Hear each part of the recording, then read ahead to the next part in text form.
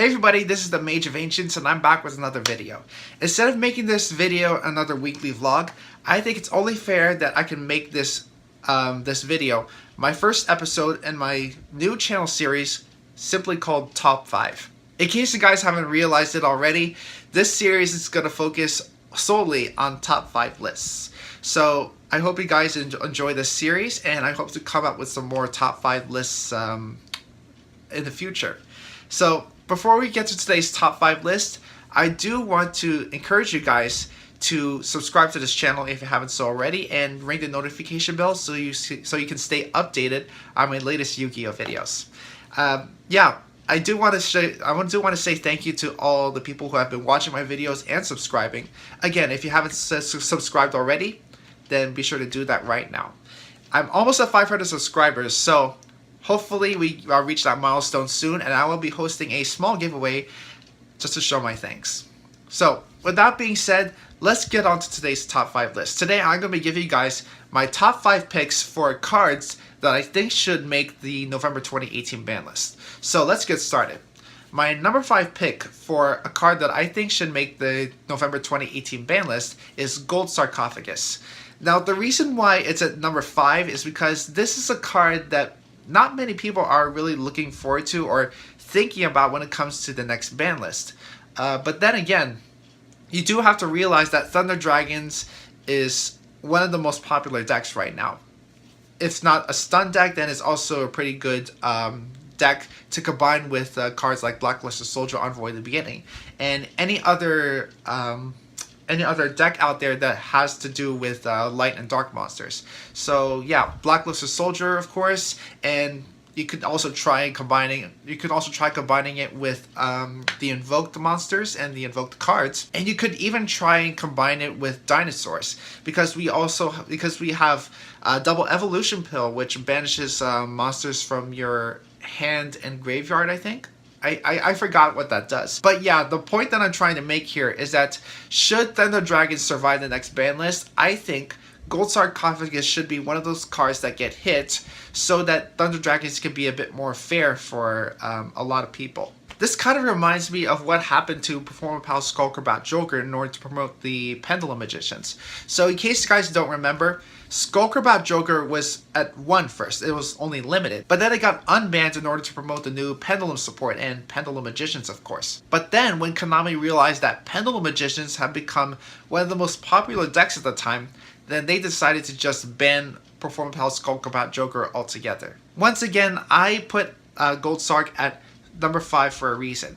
This is a card that is not on a lot of people's radars, but in case this card does get banned, then I think Thunder Dragons should just find an alternative strategy in order to continue playing their deck. Next up, my number 4 pick.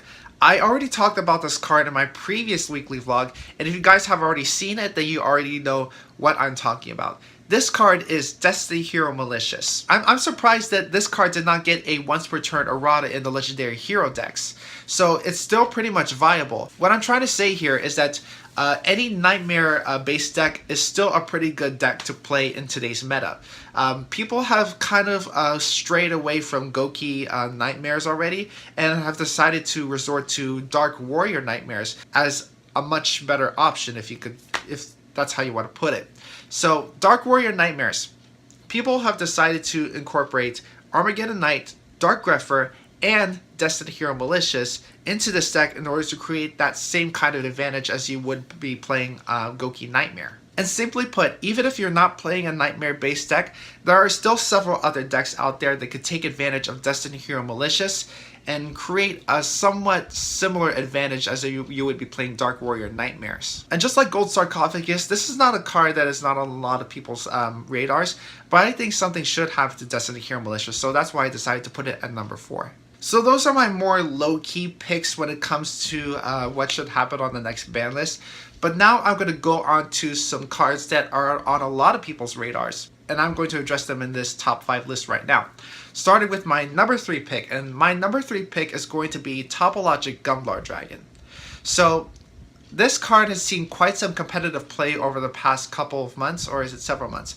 Either way, it has seen some competitive play, and people have actually decided to use this card in Nightmare-based decks so that while they are creating advantage for themselves, they are creating disadvantage for their opponent to make sure that their opponent doesn't have a way to make a move on when their turn comes around.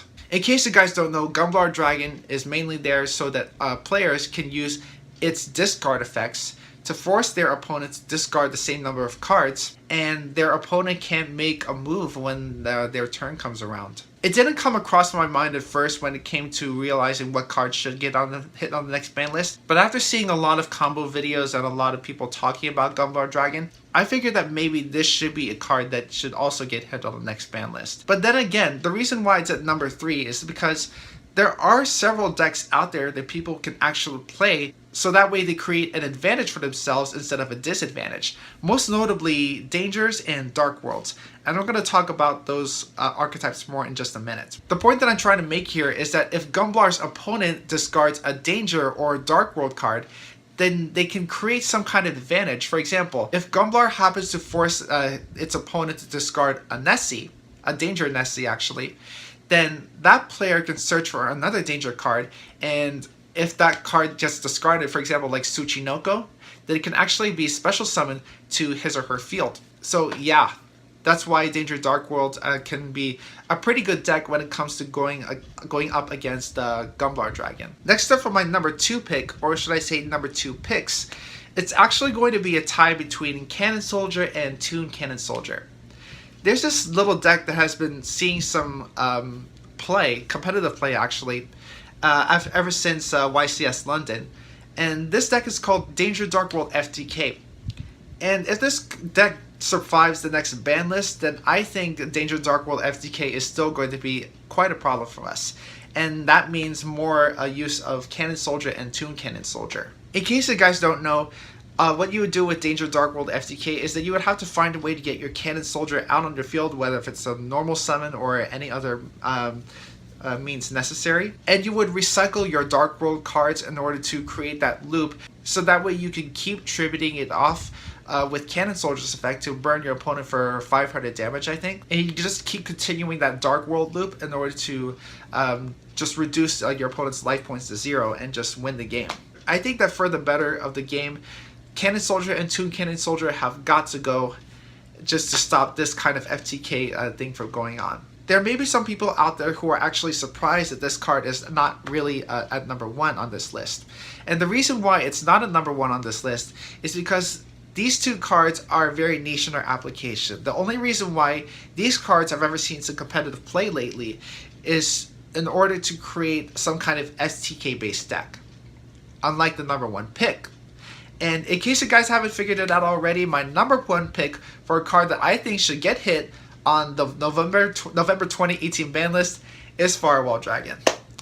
This card is just splashable in so many decks, and it creates a huge advantage over its opponent that's not even funny. I think this card should get the Grand Soil Elemental Lord treatment, in which this card gets banned, and then later somewhere down along the road, it gets some kind of hard once per turn errata, and it just comes back into the game. And when it does come back, while it may not be as powerful as before, at least people can still play it. In case you guys don't know what this does, people mainly use this card in order to keep special summoning monsters from their hand in order to create that kind of advantage. When it comes to the Danger Dark World FTK, you need your Dark World cards along with Firewall Dragon and Cannon Soldier. You guys already know what I'm talking about. Something needs to happen to Firewall Dragon on the next ban list. I cannot stress that enough. So that's it for this top 5 list, everybody. Thank you all so much for watching. If there's a card that I missed on this list, then be sure to let me know down in the comments and give your reasoning as to why your suggestions should be addressed on the next ban list. Also, while you're at it, leave suggestions down in the comments on other Yu-Gi-Oh videos you guys would like to see, such as new deck profiles and pack openings and vlogs just like this. Also, be sure to leave a like on this video, and if you haven't so already, be sure to subscribe to this channel and hit the notification bell so you can stay updated on my latest Yu-Gi-Oh videos. Thanks for tuning in, everybody, and I hope to see you again.